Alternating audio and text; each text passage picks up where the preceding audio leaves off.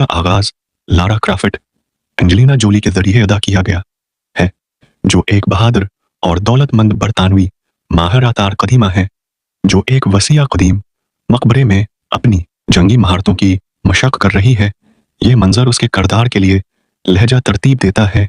नडर मजबूत और लड़ाई में महारत एक खफिया सोसाइटी के गर्द घूमता है जिसे इल्यूमिनाती कहा जाता है, जो एक कदीम नमूने के दो हिस्सों को दरियाफ्त करना चाहता है।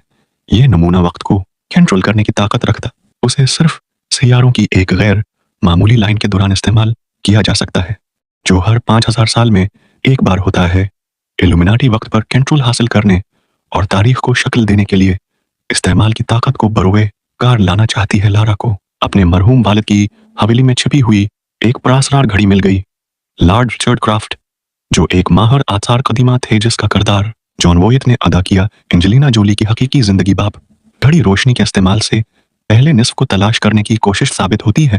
लारा के वालिद ने उसे नमूने की अहमियत के बारे में माजी में एक पैगाम छोड़ा और उसे मालूम हुआ कि इल्यूमिनाती को उनके मंसूबे में कामयाब होने से रोकने का वक्त खत्म हो रहा है। लारा ने इल्यूमिनाती को इस्तेमाल से रोकने के लिए एक आलमी मुहिम का आगाज किया।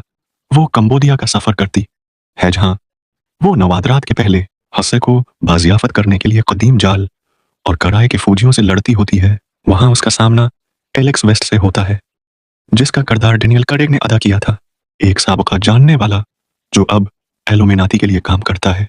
अगरचा दोनों की एक पेचीदा तारीख है, लेकिन वो मसलस को तलाश करने की दौड़ में दूसरे के मदमकाबिल हैं।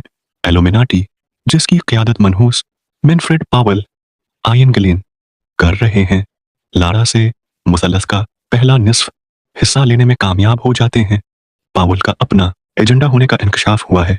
वक्त के कंट्रोल के जरिए हतमी ताकत की तलाश में लारा को कायल करता है कि वो उसके साथ मिलकर नमूने के दूसरे निस्फ हिस्से को तलाश करे।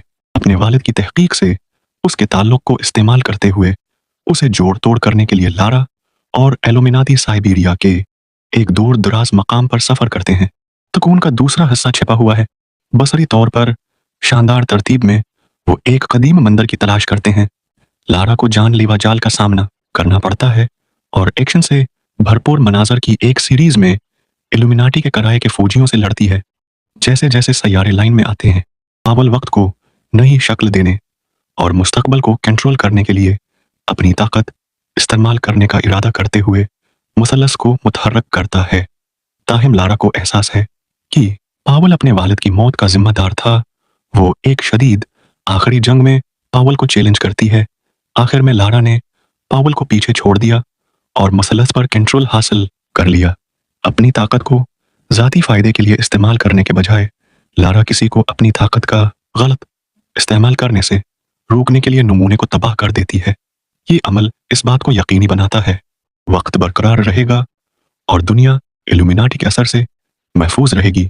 आर्टिफैक्ट के तबाह होने और इल्यूमिनाटी के मंसूबों को नाकाम बनाने के साथ लारा अपनी जायदाद में घर वापस आती है।